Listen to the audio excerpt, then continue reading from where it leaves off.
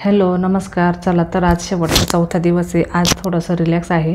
बरंचसं 3 दिवस आज किचन आवरले आणि चौथ्या दिवशी फ्रीज, हे बेसिंगवरच्या बरण्या, नंतर ह्या काचेवरच्या बरण्या, हे बॉक्स, असे किरकोळ बाकीचं आवरायचं राहिले. हे फ्रीज पण आवरायचं राहिले. तर एवढं सर्व आवरण्यासाठी 1 दिवस जाणार आहे. म्हणजे पूर्ण 4 दिवस मला किचनमध्ये लागतात. स्टेप बाय स्टेप मी तुम्हाला दाखवलं आहे. आज आहे पार्ट चौथा. तर आज पूर्ण फायनल आपलं किचन तयार होणार आहे, म्हणजे स्वच्छ होणार आहे. तर आज मी फ्रीजची साफसफाई करणार आहे आणि जे एक्स्ट्राचे बरण्या वगैरे राहिल्यात ना काचेच्या, प्लॅस्टिकच्या, त्या पण आज स्वच्छ करून घेणार आहे. तर सर्वात प्रथम फ्रीज साफ करण्याआधी फ्रीजचं पिन म्हणजे स्विच बंद करायचं आणि मगच फ्रीज साफ करायचं. चालू फ्रीजमध्ये शक्यतो फ्रीज साफ करायचं नाही. शक्यतो नाही म्हणजे चालूमध्ये फ्रीज साफ करायचंच नाही. पिन काढूनच घ्यायची, बटन नाही, डायरेक्ट पिन काढायची आणि मगच फ्रीज साफ करायचं. आता फ्रीज म्हणलं का फ्रीजमध्ये माझे मसाले वगैरे खूप असतात. मग मी सर्व एका टोकरीमध्ये काढून घेतले आणि त्यानंतरचे सर्व भांडे वगैरे काढून घेतले. असं एक बॉक्स घेतलेला आहे मी. हा जवळपास 250 का पावणे 300 रुपयाचा आहे. पण त्यामध्ये अंडे वगैरे 1-1.5 डझन, 2 डझन अंडे एकदम मस्त बसतात. म्हणजे इकडे तिकडे त्या अंड्यांचा हात लागत नाही. आणि बाकीचे सर्व भांडे आता मी काढून घेते. त्यातलं सामान वगैरे सर्व किचनवर काढून ठेवलेलं आहे. आता हे भांडे मी पटकन घासून घेणार आहे. घासून सुकता तोपर्यंत फ्रीज साफ करायचं, म्हणजे मग लगेच आपल्याला फ्रीजचं सामान लावून देता येईल आणि फ्रीज चालू करता येईल. जास्त वेळ पण बंद ठेवायचा नाही. जास्त बंद जर ठेवला ना तर मग जास्त नॉर्मल होतो आणि परत तेवढं थंड व्हायला जास्त लाईट लागते आणि जास्त वेळ लागतो. त्यामुळे फ्रीज साफ करून लगेच त्यातलं सामान वगैरे लावून चालू करून द्यायचं, म्हणजे मग जास्त लाईटची पण बचत होते. जास्त म्हणजे लाईट वाया जात नाही आणि आपलं सामान पण खराब होत नाही.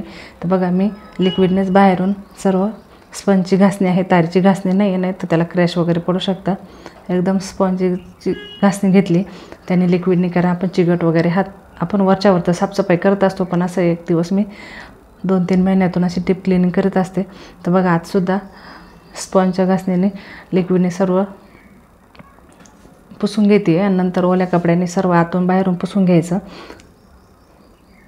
आता ह्या माझ्या फ्रीजला जवळपास 17-18 वर्ष झाले, पण खूप जुना झाला आहे. बदलायचं आहे पण चाललं आहे आज उद्या. पण जोपर्यंत काम चालू आहे तोपर्यंत दाखवायचं म्हणतात ना, तसं त्याचं कुठलंही लाईट गेलेली नाही, काही त्याचा प्रॉब्लेम नाही. घेतल्यापासून त्याला काहीच अडचण आलेली नाही. मग चालू काम आहे तर मग लगेच कशाला बदलायचं म्हणून चाललं आहे. बघू एखाद्या दिवशी बदलता येईल. तर मस्त आतून बाहेरून स्वच्छ करून घेतलं आहे. बघा एवढं वर्ष वापरलं तरी अजिबात डाग वगैरे कुठं पडलेले नाहीत.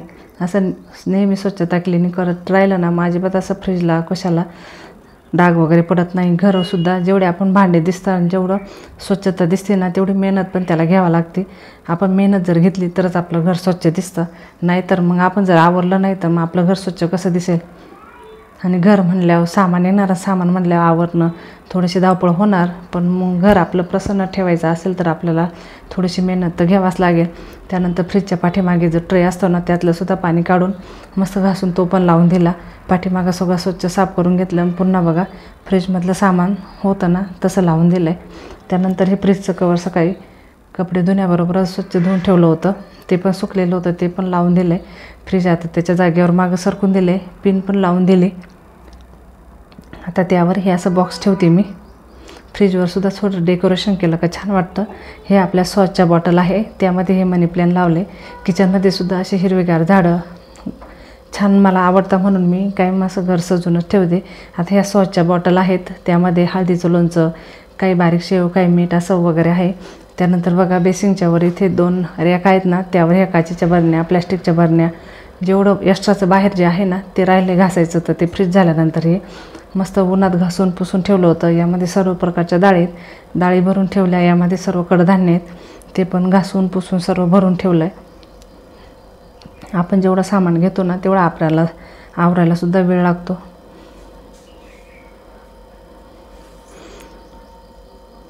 आणि या भरण्या वगैरे ना वरच्यावर 8 दिवसाला 15 दिवसाला वरच्यावर हात मारावाच लागतो, म्हणजे साफ करावाच लागतं. कारण उघड्या असल्या म्हणजे त्यांना झाकण वगैरे नाही आहे ना, त्यामुळे त्याच्यावर खूप धूळ बसते. त्याच्यामुळे त्या नेहमी स्वच्छ करावाच लागतात.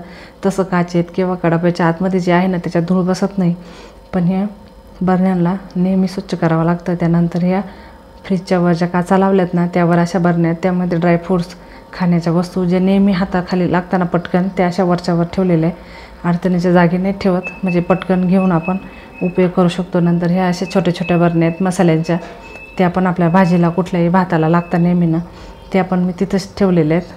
आणि असं थोडंसं डेकोरेट केलं का घर पण छान वाटतं. इथे मी थर्माकोलची थोडी पट्टी ठेवली, त्यामुळे एक्स्ट्राच्या बरण्या पण छान दिसतं आणि थोडंसं डेकोरेशन झालं आहे. तर हे 3 बाऊल आहेत माझे झाकणाचे, ते त्यावर ठेवलेत आणि त्यानंतर ह्या मसाल्याच्या बरण्या साईडने ठेवल्यात, बरोबर बसल्यात. तर बघा मस्त असं छान सर्व आवरून झालं आहे. आवरल्यानंतर एकदम असं स्वच्छ मस्त दिसतं. काम केल्यानंतर थकायला होतं, पण घर स्वच्छ झालं का मन एकदम प्रसन्न वाटतं. मग असं घर बघून मग थकवा पण सर्व आपला नाहीसा होतो. त्यानंतर ते किचनच्या वर जे बॉक्स आहे ना, त्यामध्ये काचेच्या देवाच्या वस्तू आहे, त्यासुद्धा मस्त घासून उन्हामध्ये सुकवून ते सुद्धा लावून दिलं आहे. त्यानंतर बघा किचनवरची स्टाईल, किचनची ह्या बाजूची खिडकी त्या बाजूची खिडकी ती सुद्धा नळी लावून स्वच्छ धुवून घेतली. किचन ओटा क्लीन करून झाला आहे. किचनवरचं मिक्सर, ती छोटीशी रॅक ती सुद्धा साफ करून झाले. तर बघा फायनली आपलं घर आवरून तयार झाले. 4 दिवस मला पूर्ण किचन आवरण्यासाठी लागतं, कारण सामान पण आहे आणि रोज जरा थोडं थोडं आवरलं ना व्यवस्थित साफ करता येतं. एकाच दिवशी काढलं का घाई होते. तुम्हाला माझे व्हिडिओ कसे वाटले नक्की कळवा. व्हिडिओ पाहिल्याबद्दल धन्यवाद.